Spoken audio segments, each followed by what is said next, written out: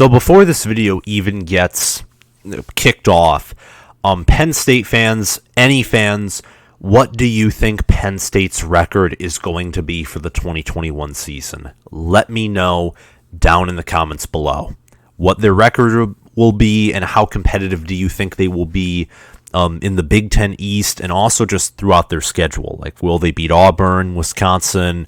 Who are they going to win and lose against? I'm very curious because this team, in my opinion, is one of the most, if not the most, volatile, momentum-based teams in the Big Ten entering this year. And really, that week one matchup against Wisconsin basically determines Penn State's season without a doubt, in my opinion. That game's a win, then great. You might be primed for having your best regular season record by win percentage under Franklin. You might go 11-1 with a loss to Ohio State, or maybe even beat Ohio State if they struggle with a new quarterback. And maybe you'll go 12-1, and your only loss will be to Ohio State, and you'll win your New Year's Six Bowl as usual. And if you lose to Wisconsin, then what does that mean when hosting a solid Ball State team, hosting an Auburn team that could shock some people, hosting Indiana, who looks to be possibly one of the best Big Ten East teams, and then traveling to Iowa, traveling to Ohio State, and so on and so forth. So I look at this team, and we're going to talk about a little bit about their recruiting class, who's now shockingly, at least yesterday they were, the number one recruiting class in the nation according to 24/7 Sports. And we're also going to be talking about, well, what James Franklin said at Big Ten Media Days. And yes, Penn State is still, for the second day in a row, the number one recruiting class in 2022 college football, which is amazing. That makes me laugh in joy. It's awesome. I never would have expected them to get there. And I'm not even a Penn State fan. I'm a Michigan fan. And before we talk about Franklin, I just want to lay the groundworks that I'm not necessarily a Franklin believer. But the recruiting class is awesome, not because it's unusual. And you, as a Penn State fan, I imagine you love to be in the spotlight, be the number one, even if it's just for a few days. But despite no 5 stars, according to 24/7 Sports at least, you do have the number one running back prospect, and Penn State's very good at developing running backs, as we've seen with Saquon Barkley, Miles Sanders, and Noah Cain and Devin Ford. I don't think are going to be Saquon Barkley's or Miles Sanders, but they're still good. And what you can ask for when you have Ohio State in your division is good. That's what you have to ask for and sometimes settle with. But beyond that, you have 24 commits, which means, you know what that means? You get to focus more on your potential on-field issues. And by issues, I just mean small things. Tweaking, just tiny things that need some focus on, like nitpicking mistakes, going through, studying more of your, like what Wisconsin might throw at you, and also looking at your 2023 prospects. Because with 24 commits, most of your prospects for this year are likely already committed to your team. Or you have a few left that you can really narrow in on. You only maybe have 4, 5, 6, 7 major prospects left that you really want to narrow in on and target on them so that you can get them. So props to you for the number one recruiting class and being in a great position recruiting-wise, especially rebounding from a pretty underwhelming class and schedule last year. It's very impressive what Franklin has done recruiting-wise. But now let's get to what he said at Big Ten Media Days. And to start off, I love the focus on Wisconsin, and I love the fact that he did mention just really talking about how, like, just mentioning Sean Clifford's how he's a veteran, and also mentioning about how the main thing was about how to get back to the Big Ten championship game is we can't look to the past, we have to adapt. Because he was asked a question about, he's reached this game before. He's won it. He's 1-0 in the Big Ten championship game and all. However, everyone from that team has either graduated or been drafted. And he said, we just have to take it week by week and look for new ways to get there, is basically what I heard him say from my own understanding from watching that video, my own interpretation, pardon me. And I liked those things, but I do want to touch on two things I don't like. So I've really touched on two things that I already did like here, focusing on Wisconsin. It's important to focus on that team because that team, they're a very good football team. If Graham Mertz improves even just close to a blue chip level, not necessarily blue chip level, that entire team is borderline elite. If he improves to blue chip level, they're a playoff contender. No questions about it. Penn State comes into Camp Randall, a place that's very hard to win in. To beat Wisconsin in their own house is a rare feat to achieve. And I still think Wisconsin's going to win it here, but Franklin focusing on Wisconsin again. Penn State has the potential to win a lot of games, to be a very good football team, to impress a lot of people and to get back to normal, especially with Mike Yurcich as OC. Very good coach. I loved the hire, and I like that he basically axed his two OCs to get this guy, because this guy literally helped develop Justin Fields at Ohio State, commanded some great offenses at Oklahoma State, and helped develop Sam Ehlinger at Texas for a year. So I think, again, the hire's great, focusing on Wisconsin is great, and adapting to reach the championship game is a must, especially as college football continues to evolve. And I liked, too, that he did touch on the NIL and how the end goal isn't to have it. The end goal is still to get players their diploma and to get them to win games and go on to the next level. I like that attitude.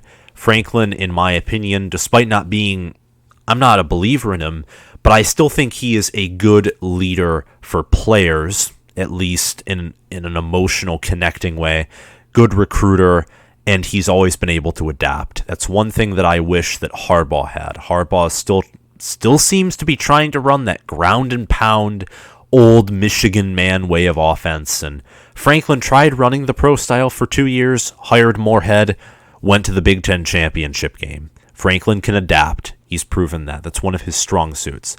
But there are two things that I didn't necessarily like, and one of them's small, and it also involves Sean Clifford, and it's the fact that he was touched on how he's experienced, but you heard nothing about, I didn't hear much about how he's improved necessarily, and maybe I just didn't remember, and I tried to pay attention as much as I could. I thought I paid attention pretty well. I've even watched it twice, and I never really heard anything about Sean Clifford making at least good-sized improvements. Baby steps are important, but when having a schedule that looks pretty daunting as this one, Clifford needs to improve by a massive margin.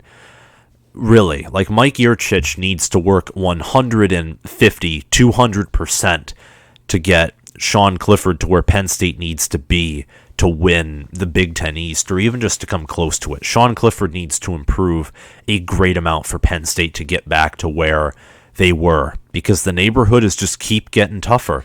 Indiana was not the greatest team in 2019. Now entering 2021, they could contend for second place.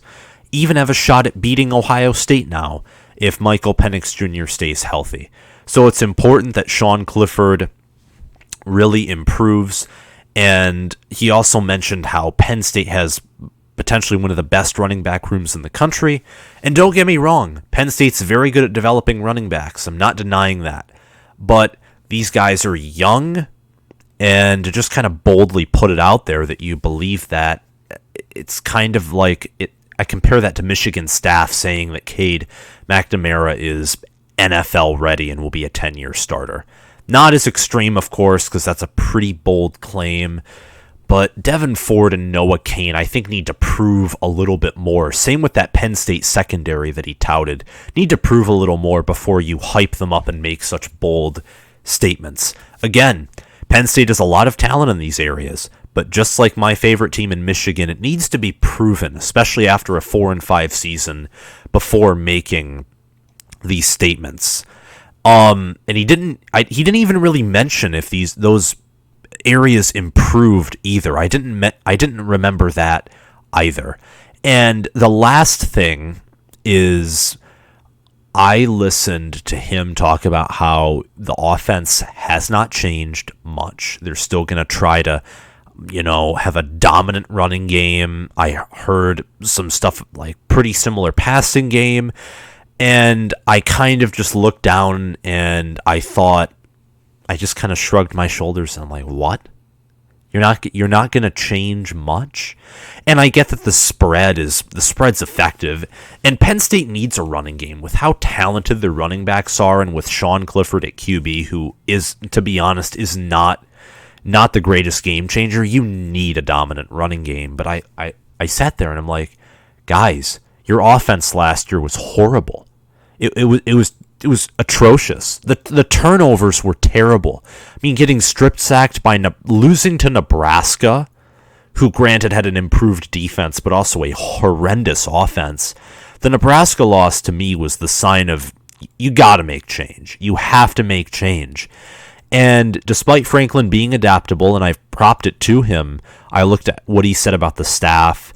Brett Pry is still there. How he mentioned how he's not going to really change much about the offense. I look at that and I'm thinking, dude, you went 4-5 and you only fired 2 people, and it doesn't sound promising to me. And again, I'm going to mention this continuously. Penn State can go 10-2. They could very easily prove me wrong.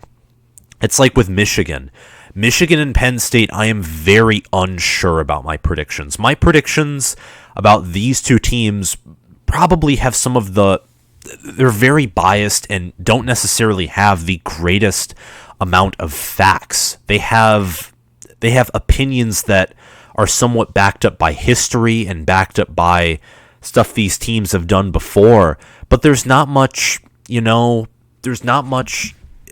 evidence to prove like that Penn State or Michigan can do this or do that. They're so volatile, especially after what happened last season to these two teams. I just don't think that I should be here saying that these teams will for sure do this and do that. These teams are very volatile here. And Penn State, just looking forward, best of luck to you guys. And that's really all I have to say here for this video on Penn State, one of the most volatile teams in the Big Ten.